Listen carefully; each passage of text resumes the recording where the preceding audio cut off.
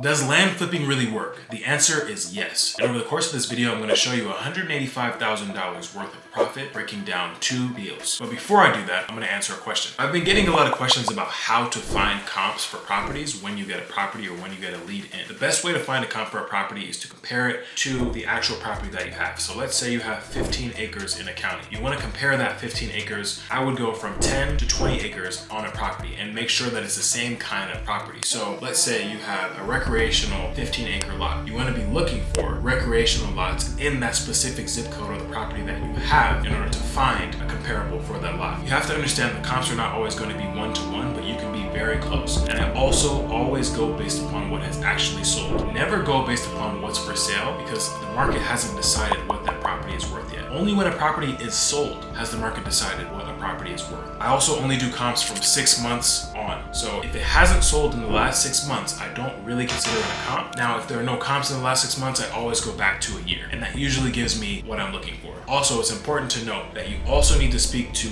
local people in the area. So you need to speak to local brokers, local realtors in the area who will give you your number. Because local brokers and realtors in the area have an expertise that you don't have because they're actually boots on the ground and know the market very well. You must make sure these local brokers and realtors have sold more than 5 properties that you're looking for. I try not to use local brokers and realtors that sell houses. I try to use local brokers and realtors that are land specific. If they sell houses, if they have more homes than they have land, then they're not really a land specific broker. You want to make sure that the average of what this person is selling is actually land. Now, let's get into today's topic. So I'm going to break down 2 deals for you guys. The first one is a deal that we bought for $60,000 and sold for $120,000. This property took 2 months to sell. We actually had to get a survey on this property, which cost us around $10,000. A survey is basically when you need to confirm the boundary of the surroundings of a property. So this property was 8.4 acres, so they wanted to make sure that the property that they were buying was actually 8.4 acres. We originally listed this property at $174,000, but then dropped the price to $130,000 and received a cash offer for $120,000. We got this property by sending out direct mail to private landowners all across the country, which is how we acquire all of our deals. Can you imagine making a $60,000 profit on a deal in just 2 months? We listed this property with a local realtor and used drone shots to market the property. We also made sure that our property description was more descriptive than the comparables in the area. A lot of times when properties are listed on the market, their descriptions, they don't draw you in.